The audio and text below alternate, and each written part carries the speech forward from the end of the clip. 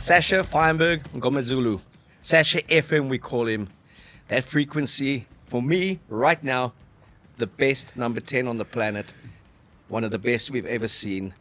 I raved about him after the 56-5 defeat of Benetton. And I go on social media and some people are saying, easy with the praise. Easy with the praise. Can he tackle? What about that one kick he missed, that penalty? Why in this country is it so hard for so many of us to just acknowledge genius, wizardry when we see it? I mean, Harry Potter would have had no chance. What, the one that's playing in Super Rugby? Absolutely, mate. That one's very easy, good. I like in that. his invisible cloak. Yeah. But Sacha, I mean, to have watched that performance, he did it all. Hy het gedrop, hy het gescored, he kicked. He was just magnificent individually, but he was also very good from a team perspective. And if there was a difference between the Connacht game and this one, he was prepared to play his teammate and then play from that. But just his reaction times. That try that he set up for Dan du Plessis, that is just genius. Most guys would have still been lying on the ground, poleaxed, looking for the yellow card. Quick tap, and off he went. It was glorious, mate. I love how much you're into this. It's fantastic. I think you asked, like, why does it take South African rugby public so long to embrace it? I think people like to believe in the hierarchy of this whole thing. You've got to earn your dues. You know, you got to climb the ladder. You've got to be there for a while. You've got to be the appy before you are qualified. And I think in most cases that's true. But every once in a while, and it's a long while, this, and I hate to use the term, but this generational talent will come along, and then all of those rules go out the window. And I mean, Sacha, in terms of what he can do on a field, really does change the game for whichever team he plays for, because he can unlock a defense at any point in time, and he knows exactly where the space is and how to get the ball there. So he's a phenomenal talent. If the Stormers can keep him healthy, the sky's the limit. And I mean, for South Africa, it's just an absolutely huge addition to the options available to Rassie. We spoke about Boks by 10, and this is why a week ago. Sacha FM, Jan-Hendrik Wessels, Ethan Hooker, Lorenzo Julius, so much young talent coming through. A nice switching of the old guard. You get a guy like Siya Kolisi, he says, I'm fighting hard for that Bok position. To hear an inspirational captain talk about taking the fight, playing the 80-plus minutes to get the win for the Sharks against Ulster. It's a guy who's won 2 successive World Cups, probably seen now as the greatest ambassador in world rugby. I mean, he was putting it on the line against Ulster on Saturday night, and Sunday he was in the heart of Liverpool celebrating Liverpool's win. You had to get that in, Yeah, you had to get that in. I was going to wear the Liverpool shirt today, but I knew that may offend some people. This is a rugby show. Why are you wearing Liverpool shirts? Yeah. So while Ryan, Fred, and myself and Ollie were celebrating here, and I even had the Bok green in that Liverpool shirt on. Mate. You'll see a visual pop up. Covered every base. Covered every base. And then see us just blowing out that red smoke. But to see a Siya Kolisi say, I've got to fight to get into the Bok team this year, not 2027. That's the most incredible message to any kid who says, if I don't get picked, I'm going overseas. I mean, so we're getting the positive on both sides, or spectrums, of a veteran who's done it all, who still wants to do more, and a young kid who's just got it all. I mean, I watched Herschel Gibbs when he played at school. Never seen anything like that. For me, Dan Carter in the last 20 years, the most complete 10 I've ever seen. I look at Sacha, and it's like I'm watching Herschel and Carter kind of marry their ages and just play. He does everything. You know, they say the great players do it in slow time. They've got so much time on the ball. He does it in super slow-mo. In his mind, it must be he catches that ball. He knows that guy's flown over his head. He picks it up, he taps and he runs, and he gives the pass that everyone thinks he's going to the open side, he gives to the inside. And Dan du Plessis, the only thing that we worried about there was, dang, did he make it? That last 5 meters was juggling, but it was, and that showed that Bishops and Paul Roos can play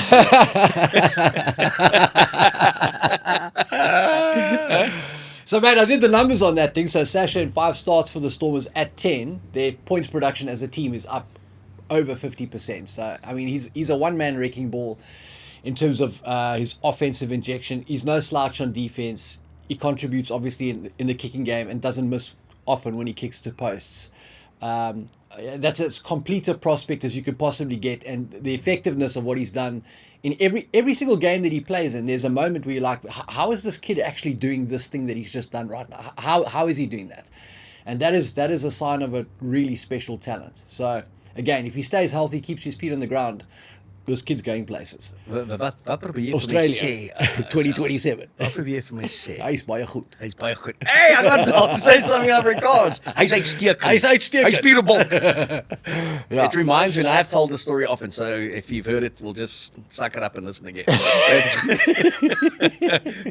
When Henry Roux kicked that conversion to beat Wales, and Hugh Bladen was in the commentary box and was in Cardiff, and Jean van Rensburg, very serious Afrikaans guy, was the co-commentator. And as the kick was going over, Blades were screaming, "Yes, please! Yes, please! Yes, please!" And you just heard this voice say, "Henry Roux is nou die firste punt te maak op toe." Just keep everybody grounded. Don't get too excited. So coming back to Sacha, and I just see so many similarities in terms of the hype and the buzz that I saw with Bob Skinstad and the Men in Black 99. Jeez. Yeah. And he was a phenomenal talent. Wow. Got Bobby the knee broke injury, hearts. was never the same after that, but a phenomenal talent. But so few wanted to embrace that he could do it all. I mean, the dummy, the show and go that he threw in the 29-50 win to bamboozle Tim Horan when we won our first Tri-Nations. Gary Tyson was the captain at Ellis Park. A player of Tim Horan's quality just kept on walking with the hands, and Skinstad just went on his inside. Mind melting. Completely. Now you see Sacha doing Exactly the all same. the similar things. Yeah, that's exactly it. And a week ago, people were saying, he must not put his body on the line. Then someone else, but can he tackle? And he kicks everything, but can he pass? Yeah. You know, he can do it all. Yeah. And he can do it all brilliantly. And it was a privilege to watch that performance. Yeah. It's a joy to watch him play. You know, it's just, you get these players that come along, and it doesn't matter how you perceive rugby, where your loyalties are, which team you back. But I'd sit back and watch a young Carter play and think, blessed to watch this guy play. Watch Joan in his early days, blessed to watch him play. Yeah. Watch a mighty McCaw thinking, geez, wasn't he in the colours of the Stormers?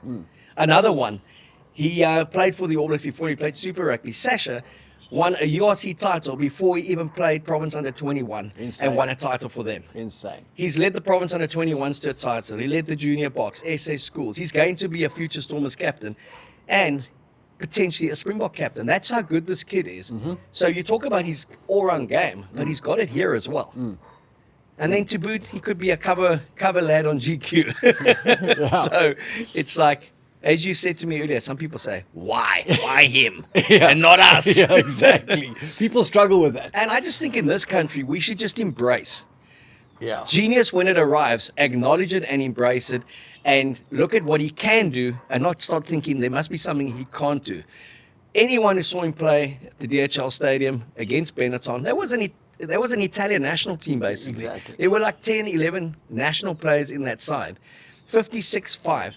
And it really came down to the Stormers grew in confidence, but on the back of knowing they had this guy who could break the game open at any moment. And Benetton knew that as well. And then to have a player like Damian Willemse on his outside.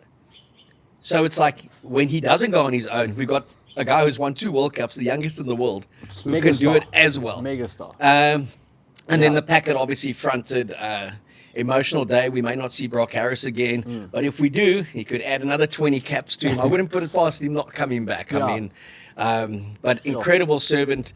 And then we spoke again, Zels, on Saturday night. The Stormers have had to make do without Sacha, Damien, and Mani Lebok for big parts of the season. Those are 3 wonderful 10s, 12s, 15s, 3 guys that were getting to most international 23s in the world.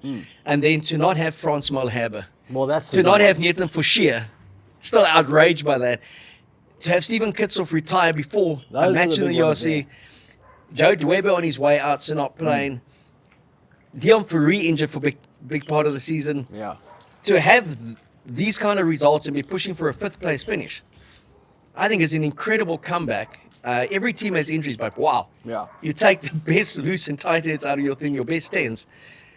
You've done well to get to a point where you can hammer Benetton 56-5. And I'm lauding that performance because as terrible as they were a year ago, I think, against the Ospreys in Cape Town, this was probably the most complete performance I've seen from a Stormer side, given that it's also not a side at the moment that is loaded with superstars and veteran Springboks. There's a lot of youngsters, and there's a lot of good club players in that. When I say club, Stormers club players in that squad. I was blessed to be invited to their captain's meeting by Dobbo. I didn't quite know what it was going to be, but I got an insight into their psyche, and his messaging was very clear. Pitch up or piss off. Because the people who support you need a fight. And they need you to fight to the end. And his message to the team was to look at each other and to say, if a better team beats us, we accept that. But not because we've given them 5 tries. Totally. And the guy hurting the most in that room was Norman Laker. Totally. Not beaten, betrayed. And they went out and played for him. And that's all Dobbo said to them. Play for yourselves, play for him, and then play for the people who come and watch you. Because they don't give up on you. When the Stormers were 13th, 14th on the table, 50,000 people came to watch them play the Bulls. So it was wonderful to experience that. That's why I was so confident they would get 40 points. They delivered 40 plus. They were a bit annoyed that I said Benetton would get 27. You were the one. My saving grace here was I could concur that Zels actually said Benetton would only score 1 try. So you got that right. So it was a combination. And then I got a lovely gift. They gifted me a Stormers jersey with an embroidered Keo on it. And thank us on the show for always being so pro Stormers. And ironically, it had a number 10 on it, Boks by 10. There you go, on the mate. back. So Jake's phoned me. We'll be presenting jerseys to us at the Bulls next week. I don't think we're going to get a call from Durban. No, mate. And the Lions, they've apparently already got their jersey. Exactly, mate. So that's a very special jersey for me. And that's beautiful. The only one that ranks with that is when Monty gave me, for a birthday gift, Monty gave me his number 13 jersey that he played in against the All Blacks in Auckland. When he scored that incredibly misguided, as he would say, try. The 13 still torn off it, and as a thank you, I'd written his books. We've been good mates. Those 2 jerseys, that's all I've got in terms of jerseys, and those 2 are particularly I don't know, special. mate. You told me that Stevie Gerrard jersey was your favourite jersey. Yeah, well, that's Liverpool, mate. We're talking rugby now. So I just can't rave enough about the Stormers because we've been down in the dumps at times about South African teams. Yes. URC, Vodacom URC, last 2 weeks, we're going to recess for a week now. 7 wins out of 8. Incredible. And the one defeat was like the Lions slow out the box against a good Benetton side. But to get the 4 from 4 por favor, your wrap of the weekend in terms of the Boks selections, we spoke about the Sharks. You have a theory about them? Yeah, so I mean, fantastic. 4 wins from 4 games. Very, very, very chuffed to be wrong about the Bulls that they won again. That second week in a row, I called them to lose and they won. Absolutely brilliant. Fantastic that the Sharks found a way to win that game. The Lions have bounced back. Some very interesting and very encouraging stuff came out of the media from the Lions this week, which I think suggests they are back on track and pointed in the right direction. For the Sharks, I think they're a fabulous team. In terms of the players that they have at their disposal, I'm not sure they're getting the best out of everybody. And it must be difficult for Plum in the sense that he's got some double World Cup winners and then some of the most outrageously talented young players coming through at the same time. And balancing all of that from an off-the-field and leadership perspective, I'm sure is a tricky thing. But for me, watching the Sharks, and again, this was without insight into how they're trying to play and what their plans are, I couldn't help but feel like if they did a little bit of a backline reshuffle, and I'm saying this in the context of the Sharks are 4th on the log and have done great things this season. They are contenders. So what they're doing is working. I'm just saying when I look at that squad, I might move a guy like Jordan Hendrickson to the back in a big backline reshuffle and start Andre the Giant at 10. Because I feel like what the Sharks are missing there is the pure, raw optimism of Ethan Hooker and Lorenzo Julius at 12 and 13. And as much as they don't have the experience of Lekanyo and Andre the Giant, those are 2 kids that right now are bulletproof, will run through walls. Everything they touch turns to gold. When games are not going right, it's those guys that have the touches that put the Sharks back in the mix. And I just wonder whether featuring them more and maybe having the stability of Andre the Giant at 10 doing some simpler stuff, and Jordan Hendrickson's big boot at the back, maybe Fussy on the wing and Mapimpi on the other wing. I wonder whether that wouldn't help that Sharks team. But again, I'm just saying that's just me speculating without having any idea what the Sharks are trying to do in their plan. Look, I mean, they're a team that is underperforming. They're getting the wins. People will say good teams win even when they're not playing well. Yeah. If they are going to peak in the playoffs, well, they've timed it to perfection. They brought it down to 80 minutes basically in their last 2 games. They could be 5th or 6th on the table by the end had they not got those 2 wins overseas. Yeah. And they may look back at that and say that was the defining moment in their season. I like the way you think. I just don't want them to do that before the quarterfinals. No, exactly. When the Stormers go to Durban and beat them. They can do that for next season's Champions Cup. Yeah. Okay? But yeah, definitely. I mean, Jordan, goal kicking, clutch moment. It's a kick you would expect him to get, but showed the BMT to get it. He got them out of jail there. They were so strong in that last 15, 20 minutes. What surprised me was it took them so long to actually get the lead. So I didn't think they were lucky to win. I thought they really dominated the last 30. It just took them a long time to get there. But something is not right in that squad. Just in terms of the quality of player, the quality of that pack. You know, and when you just look at the class of those players, you go, look, when they play for the Boks, how different they are as well. So, but when we talk about our Stecco moments, Jordan Hendrickson gets a nod for kicking that pressure kick. So we would say that's power, that's sustainability. Not necessarily the future, though, given what's out there. The future, our Stecco, big ones. I know you went with Jan Hendrik. Yeah, his performance for the Bulls, outstanding. That tackle to hold the ball carrier up over the line as usual. It's becoming his trademark, his calling card. I think Jan Hendrik Wessel's stock has grown significantly this season. There were a lot of question marks. Is he a hooker? Is he a loose head? Is he a lock? Is he a prop? I don't know. Nobody knows. But he's really sort of fitted into this number 1 experiment at the Bulls, and he's made it his own. And so I think if he can nail down the set piece stuff, this is a guy that can add big value to the Boks. And look, he's been playing for 4 seasons now. He turns 24 next on the 8th of May. I did a little breakdown for the Sunday Times column on his performances and how they've integrated him, primarily as a hooker, coming off the bench. He's only started 13 out of 44 matches for the Bulls, but 7, and then adding his 3 with the matches with the Boks, 7 out of 15 in the last year. So he's starting to come now and primarily at loose head, playing a little bit of hooker. So I think the future for him is going to be more on the loose head. Capable of also doing that hooker job, a Dion Fourie type job. And birds are twitching in my ear out here. They're all very happy. The minute I say Jan Hendrik Wessel's name in this country, even the birds in Cape Town are going, why is he not at the Stormers? Question to everyone. I want everyone back at the Stormers. Kanan Moody, Kurtley Arendse, Grant Williams. I want them all. Oh, I love the sound of that, mate. I want them all.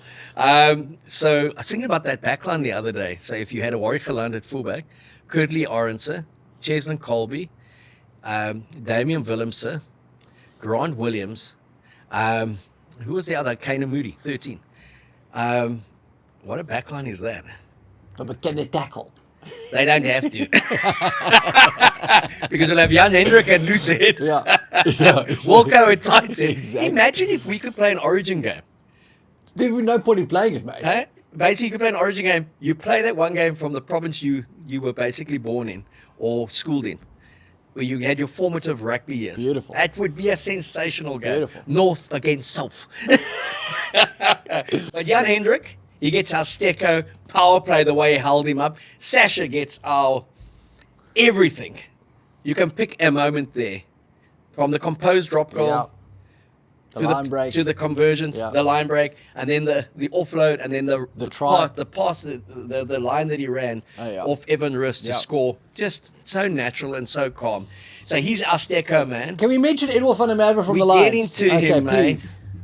Hey? I'm waiting. He's the generator man. Mate, So we got Sacha. Yep. And Marcel Tennyson. I mean, he just kept on going. He refused like to die, a good mate. generator. All power. Technically understood the rules. Let the ball down, picked it up, and off he went. Yeah. You know, the only thing that surprised me about that game was that Adam Jones, the referee, lasted 81 minutes. Wow. Hey? Beautiful, mate. Have you seen that guy? Lovely. Hey, 15 yards off the pace. And To be fair, mate, he is on a field with some of the quickest players. He is, but you know what? I just thought he's got to be from Wales. And then I saw this headline, Wales get the wooden spoon in the women's rugby in the Six Nations. Okay. Like, what's new? Right on brand. Right on brand. Right on brand. But the Scarlets won. They beat Leinster, Big win for them. which was great for them. It keeps them in the mix coming to South Africa, which makes this whole, in the fortnight's time, every team that's coming here is playing to make the top 8. So there's no gimmies except the Dragons. But there's no gimmies with the Cardiffs and True. Scarlets and the Ospreys. So, True. and it's the Welsh boys coming here. So we're going to have to fight hard. Very We're hard. going to fight hard. Right? It's going to be glorious, mate. H-E-R-T. That's how I spell Hard. it. Take it or leave it. It's joke, man. So, now somebody's going to say, you see how he laughs at his own jokes all the time. Now you've got you laughing as well. So our Stecco power plays, and then for me, internationally, a power play had to be the way Jesse Krull got up. After being poleaxed by Absolutely that run over. rugby league giant from Japan. he's actually not that big, but he's No, he is pretty dense, that guy. 106 kilograms. And he's 5'3", so that's pretty dense. Eh? He's Lambapi. He's a combination of Nanu meets Lambapi. No, he's and and I went the whole way up the touchline, just bumping guys he just off. got quicker as he was going. Yeah. Eh? So, but Jesse Krill is okay. He got That's up. all that matters. That's all that matters. The Japanese leagues, Ches and Colby kick 4 conversions. And then fumbled a try that Just a try, man. I enjoyed it. That a was Robbie funny. Fleck type moment, Christian Cullen type moment. The greatest have done it. Just put the ball down You can see how casually. try scoring must be boring for him. Yeah, he He's put done it down so much casually now. and poof, it went, and it's like, well, let me just kick 4 conversions just to Yeah, make up make for it up. that one. And Malcolm Marx scored another 2 tries. He's now scored 35 tries in 55 matches, and he doesn't play the full 80. And he's a hooker. What percentage of that guy's career has been as a full 80, like a starter? Not much. Not much, eh? He's going to play till he's 60. He can, yeah. And imagine him and Sheehan together. Eh? They'll probably Yeah. score 4 tries Yeah. a match, 2 each. It doesn't matter Yeah. who comes on and who goes off. And they both have such an incredible understanding for space. It's like Messi type, the way they just jog into position, score. Yeah. And they do the grunt as well. I saw that it was playing obviously all over social media this weekend, that Mall try 2019 against Just Japan. went. It was just stunning. Hey? Eh? One You of my gotta- favorite tries ever. You gotta love the Japanese culture, that they continue to try and stop that mall legally. Like in South Africa, mate, they would have given up that 5 minutes, realized, listen, we're not stopping this. Drop it. Somebody take the yellow card. Go down. Drop it, mate. Yeah. Drop it. So going back to Edward van der Merwe, because he's our last Stecco moment. You like that guy? Save eh? the best for last, mate. That Eh? guy is on fire. He put them to sleep, Yeah, eh? he's a firecracker. Did he put them to sleep? He's What got was that about? What's he I saying? don't know. I don't know. What's he It's say? time to go sleep. I don't know. Bedtime. I don't know what it is, mate. He's on fire, that guy. He's just got that golden touch thing. I mean, he's amazing. I'd love to have known how his career would have been at another. If he'd been at the Stormers at the right time, I think things would have been very different for him. He's a really, really good finisher, and I hope, as much as his age counts against him, I hope that he's in Russie's plans somewhere. I'm sure he's going to get a run this season. Yeah, I mean, we have so many good options in so many positions. The area that's slightly concerning for you spoke about it. Yeah, loosehead prop is going to be interesting. The Gerard Steenekamp, when is he back? Obviously, Ox and Chair, world class, but what happens after that? Jan-Hendrik Wessels coming through nicely into Tuko and Kunu. You just look at a picture of that guy, you think this is going to be world class. We need to see it on the field and on the regular. And then who are the options around that? Is Thomas du Toit going to slide back to loosehead again? His age isn't really a positive in that regard for the future, so finding some good young looseheads, I think, is very important. That makes Jan Hendrik's Wessels emergence that much more valuable to us, I think. Right, tight end. Francois Haber out for the season, it appears. But we've got tons of talent there. I mean, you got Francois Haber, you go Neertas, you got Asanati and Tlabakanya. Thomas du Toit plays tight You end. loves it. Spell it. Vince Koch, tight end. Spell it. That kid, Zach Paulson at Province, the S under 20 monster coming through. We've got lots of talent coming through at tight end prop. So Is there an area at all in this box setup where you think we could be in a spot of bother if we lose 1 or 2 players, or do you think that the taxi rank, every cab there is pretty much on par? Like you will have an exceptional Sacha, but Pollard's exceptional in a very different way. Yeah. You got Marnie that can play there and has Yeah. played there before and played there brilliantly. Jordan Hendricks who can play. Is there any position that you look at and you go, if we lose a player there, we don't look quite as hot? yeah, I think you said it before the show. We were talking about some of this stuff, and you said, listen, we've got more players in terms of our depth across the board than other teams can even dream about. So I think it's just sort of spoiled for choice in a way. But you look at the scrum off situation, and there's a bit of a grey area hanging over that in terms of how do the Boks want to play, who's the best guy there to complement that pack and whoever we choose at 10. And the options, there's not like we've got 4 guys that play the same way. Everybody comes with a very unique sort of game style. You got Grant Williams is just pure raw speed, and he's a massive threat around the breakdown. Obviously, he can get to the breakdown real quick and offers value in the kick game. In the kicking game as a return guy. Then you got Morne van den Berg, who's quite well-rounded, physical, like I say, more of the sort of Faf mold kind of player. Jaden Hendricks, tactically, I think, is our best option, but hasn't been in form at all for the Sharks this season. But he's a guy who could really bring the pack into the game and I think be a magnet for a lot of defenders. So I think he adds significant value. So it's just about, what are the best options available to the Boks and how is that going to mesh with what they're trying to do? 9 is, it's like Faf. We know what he can do. Yeah. But he seems to be Kobus under the radar. Kobus Reinach, he is 34 though, so probably two years you can get out of him, but using him sporadically. Grant Williams for me is the best of all the 9s playing, but he's had some injury issues. And Morne van den Berg, I think if he was playing in a better team with more consistency in results, we'd see a lot more of his individualism come to the fore. He's carrying that side a lot.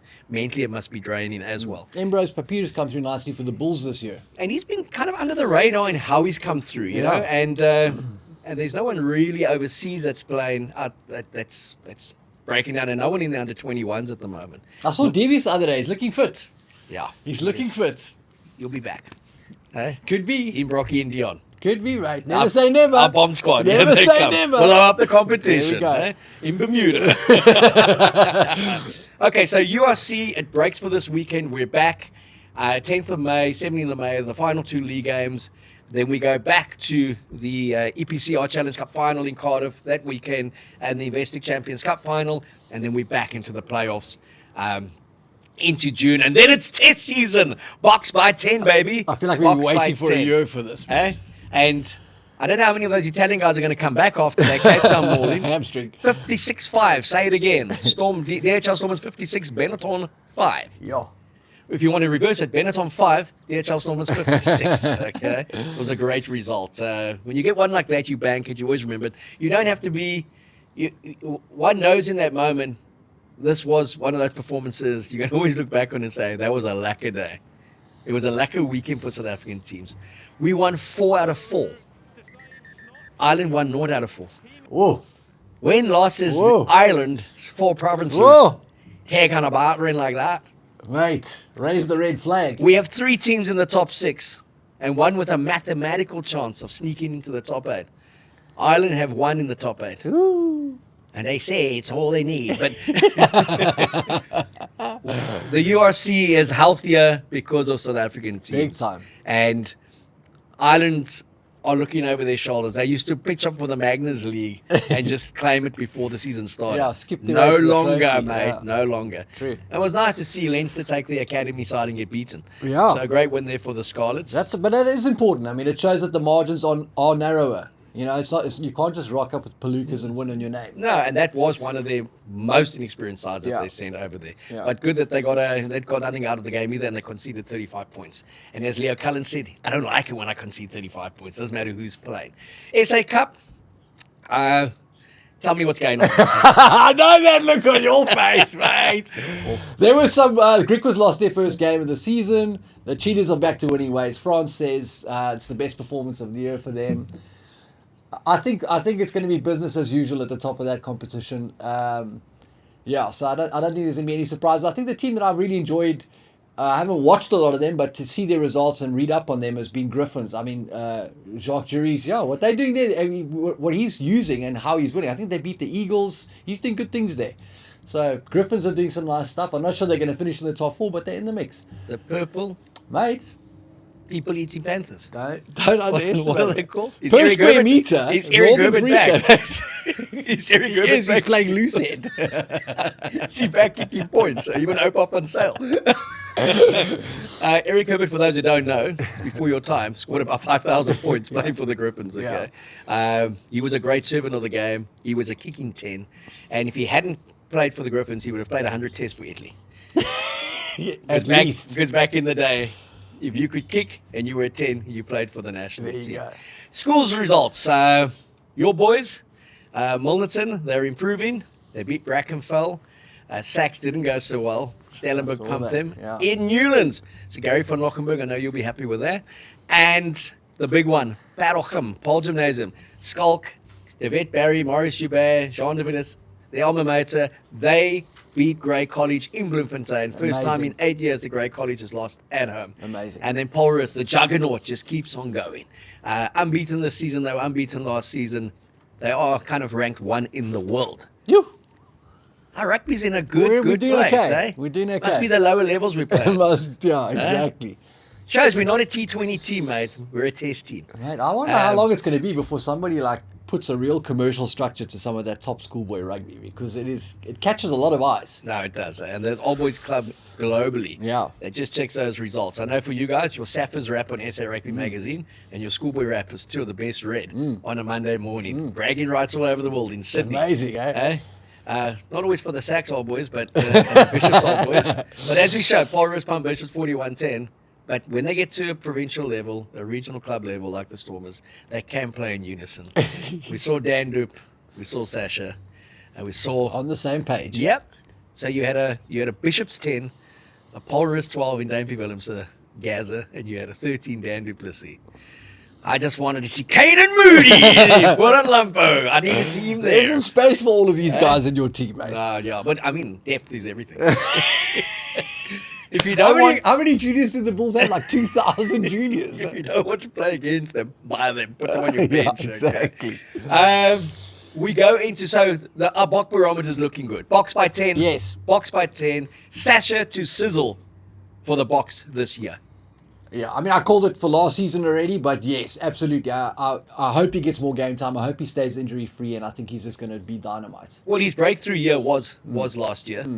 He announced himself with a 50-meter penalty against Wales with a big smile on his face. Lucky and then played an incredible game for 80 minutes against the All Blacks at Ellis Park. On one leg. 31-27. We were 27-17 down.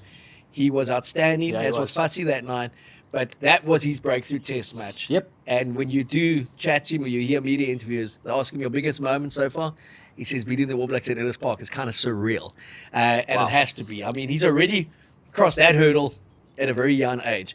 He's knocked over the All Blacks twice in a year. He's gone to Australia and knocked over the Wallabies. He was outstanding in Suncorp, Brisbane. I mean, there's been so many good performances that he's had. I mean, this guy is a rocket man. He is. Let's love him. Yeah, exactly. Let's love him, and let's not kind of pigeonhole him, and let's learn from the Bob Skinstad experience. Yes. And let's celebrate genius where we have it in front of us. Totally. Guys, you all watched the Harry Potter movies. You read all the books. Come on, man. You gotta love Harry. You gotta love Sacha. Going into the EPCR Challenge Cup. Did you see Harry Potter's trial this weekend, by the I way? did, eh? Hey? But did anyone else? They went to the Timo to see if he was wearing an invisible colour. Right. You want to just explain to people what happened? No, they just kicked off quickly, and the rest of the receiving team was sleeping. The Hurricanes. Yeah, so he just streaked through, picked up the ball, try time, mate. There wasn't even Captain Hurricane to That take work him out. ethic comes from his time playing Quidditch, mate. That's where he Exactly. learned I that. saw him on that stick.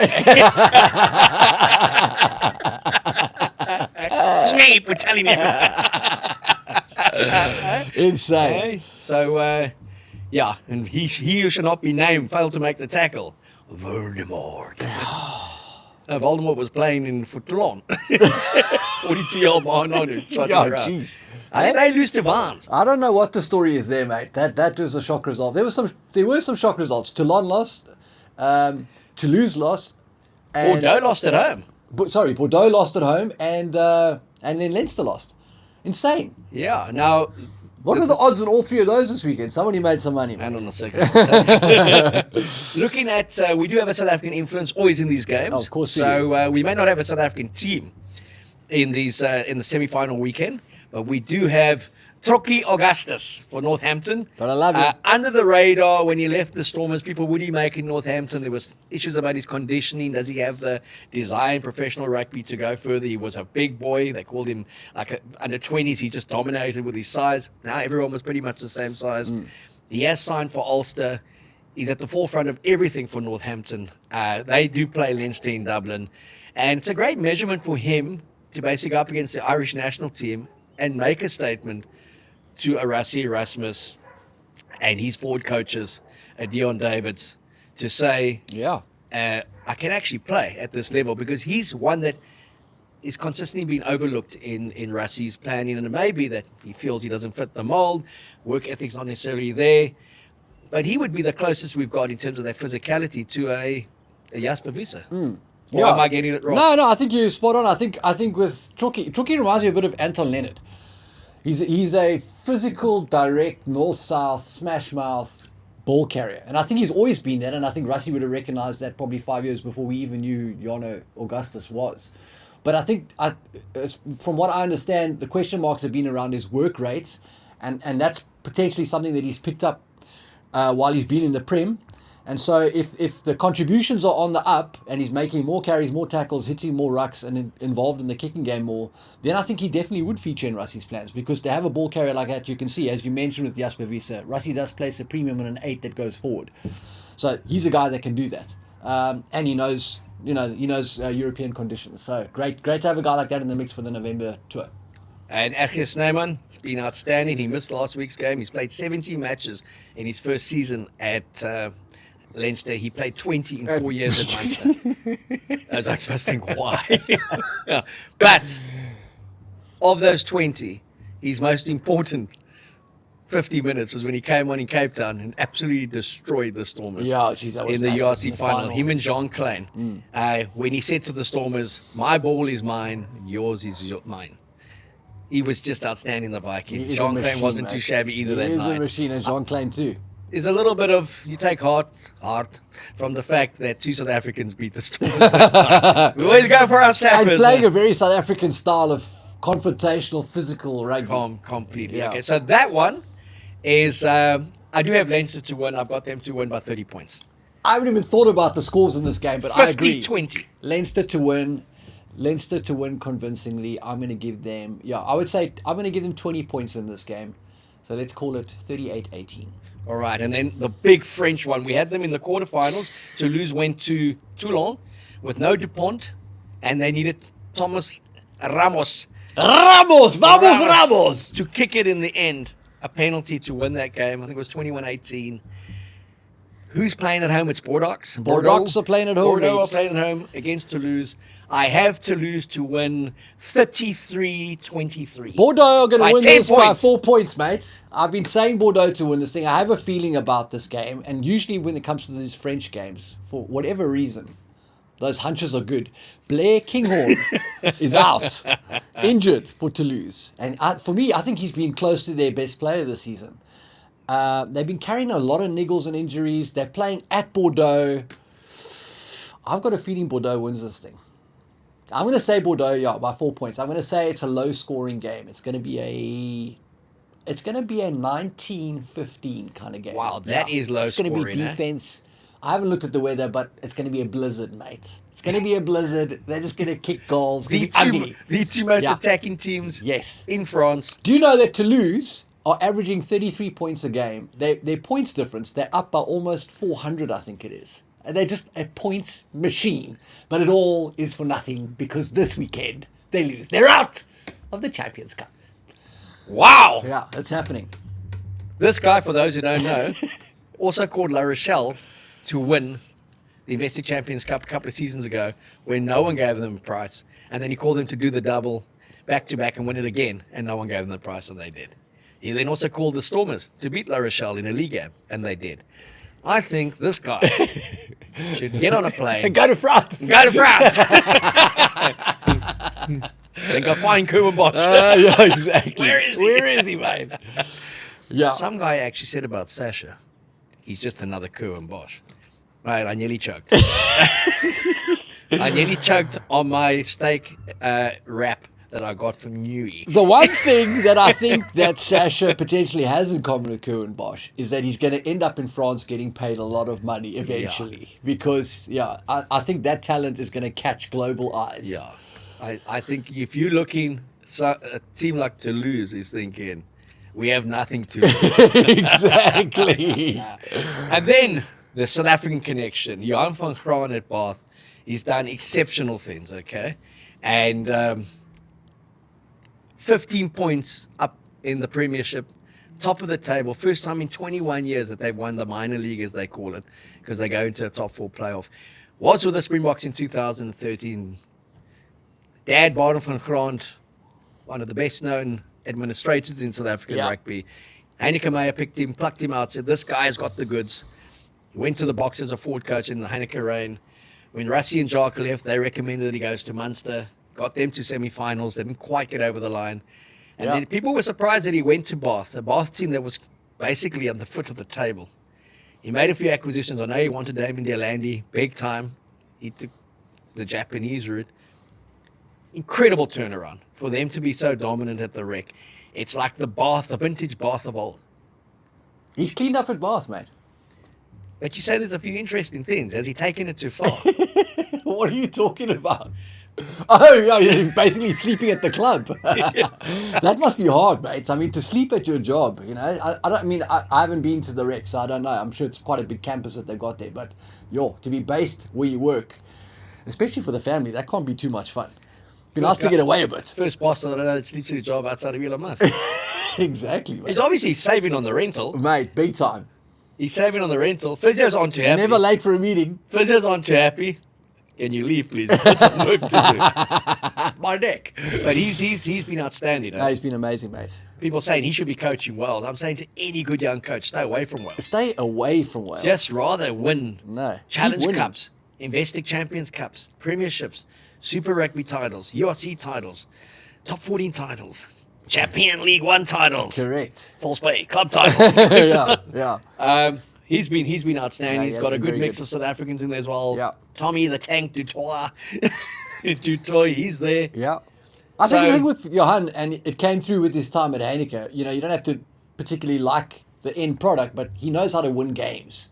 And I think anytime you go into, especially in England, I'd say especially in England and Scotland probably, when you go with that mindset of we're going to do whatever it takes to win, that's our number one priority, I think you can be successful and quite quickly.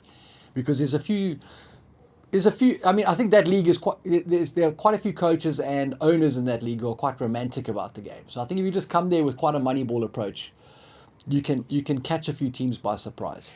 And Leon, captain by Arno Botha, the forgotten man of South African rugby, went over to France. He had a bad injury. He was the superstar. 2013 Heineken's team got injured against Scotland. Sia Khaleesi replaced him, put in a player of the match performance.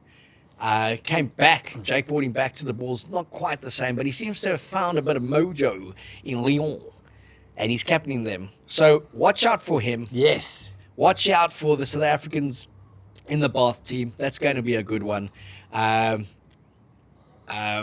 Who's Bath playing again? Bath are playing Edinburgh. At Edinburgh, Sean Everett and Mickey Mouse game. Another South African. Why did I get it all mixed up there? So they are playing at Edinburgh against an Edinburgh team that held back because they want to win this thing.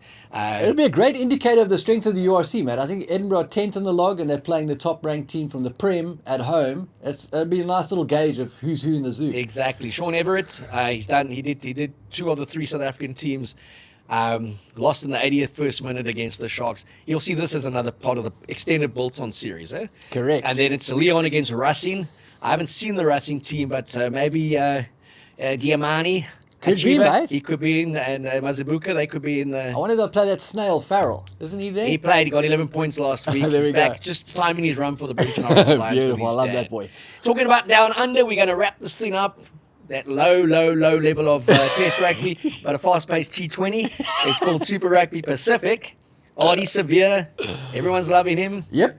Until he gets tackled.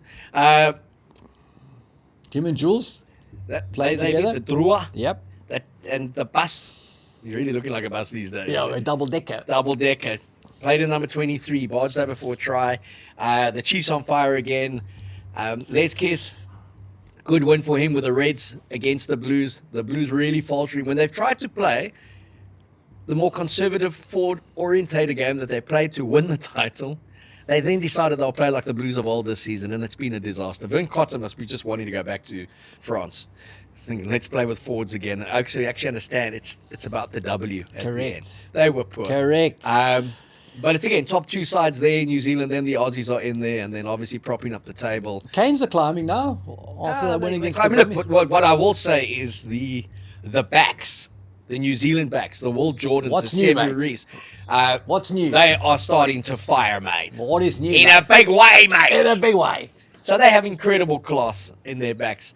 They just can't get the ball, mate. They need forwards. They're tight five. Yeah. Again, it's like you look, you don't. They've got like New Zealand. They've got tight forwards for a test team. What they don't have is 5 teams worth of tight forwards. Yeah. They've probably got one good match 23. Yeah. The minute they lose Lock a is few an guys. issue, mate. It is. Lock I was is an watching issue. Murray Mexton's interview, the former All Black number 8 turned commentator, played a season with the Sharks, and he was talking about you can't pick a 1.96 forward to play a 2.06 meter forward in South Africa. And he was even talking about not picking Wallace Satiri. Wallace at sea. Sorry, Murray, what did you say? But then he said, you got to pick a guy like Josh Lord. What? Say what? 2.08 meters? Wow. Weighs 90 kilos. So we're thinking, we haven't even mentioned Lut de Jager. Mate, we got locks coming out of our ears. You know, JP Dupree at Glasgow is 2.28 meters tall. I mean, he's massive. No, you look at JF Van Heerden just playing for the Bulls, a youngster. Yeah. So no, we are very talented. But you love your popcorn. You love watching Super Rugby again. The Crusaders, they're on fire. The Chiefs are on fire. Anzac Day was special for everyone down there.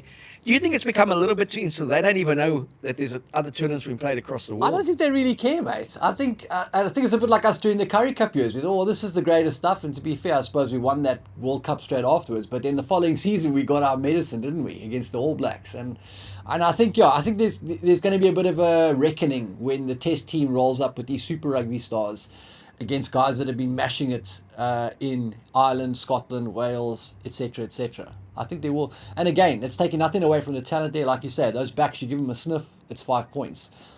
But I think their forwards are going to struggle. Having played basketball, when they come up against the heavies in the sandpit, I think they're going to struggle. Oaks who want to just play bowls. Yeah. Okay? Slow balls. Yeah. You know what's getting big in New Zealand, mate, is that they call it the Oklahoma drill in American football, where 2 Oaks just line up opposite each other. One's got a ball and they run straight at each other, and the one Oak tries to tackle the other guy. It's gaining great popularity there in the South Pacific. Really? Yeah, crowds of people form up around these Oaks doing this stuff. Because I used to see Samoa do that all the time. And the Maoris, they used to call it the Maori sidestep. Straight over you, mate. There you go, mate. But, it's big stuff. Good stuff to watch in Australia. Just there's a little bit of hope for them with the British and Irish Lions coming. Joe Smith on his way out. His longest farewell. Apparently they're naming Les tomorrow. Les Kiss, yeah, as we spoke about. Les started his rugby union career, former a Kangaroo rugby league player. That's the national Australian team, if you don't know it. I think Australia's got some decent forwards. I think they got a lot more mongrel than we give. Yeah, they them. got some guys there. And Joe Smith's done a bloody good job. A very, very good job. A combination of Joe Smith and Dave Rennie. Dave Rennie was on the right track. I mean, he beat South Africa. Dave Rennie was the guy. Twice. He came close to beating New Zealand. They lost by a point in Paris. And they bulleted him for Eddie, who came and blew it up. I just don't think you're going to win test matches consistently if you've got Tom Wright at fullback, man. It just can't be done. Tom Wright's not my issue. It's Ben Donaldson at 10. They raving about that guy. We got Sacha and we're saying, can he tackle? Can he tackle? Yeah. So, look, it's going to be a very pleasant weekend this weekend because we don't have to be concerned with the URC from a nerve-wracking, nail-biting kind of thing. So you Shark supporters, relax. Plum's going to have a nice weekend off, knowing that he doesn't have to wait till the 81st minute to see a result. Dobbo, I'm still floating like Norman Laker. They're floating from. It's a good one. It's a good weekend to be off for the Stormers. Correct. Because if they had to go and play a game after that, yeah, I would have thought banana peel time. Big time. Anything could happen here. Big time. So it's a good weekend for us to take a breather in South Africa and watch South African interest as Trokkie soldiers on for Northampton. Archie the Viking does his thing.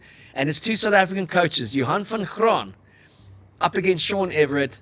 That's my pick game of the semi-finals for the EPCR. And the pick game, that's obviously Bath against Edinburgh. The pick game for me, obviously, Toulouse against Bordeaux in Bordeaux. And just in case you've had a change of heart, because you need to give me a score again, because I didn't quite believe it the first time. Who Zels do you think will win the clash of the French giants? I'm going to say Bordeaux to beat Toulouse by 4 points. And your score? I think I said 19-15. You did indeed. There we go, You heard guys. it first here. There we Zels always on top of the money when it comes to French rugby. Not always quite there when it comes to the Bulls.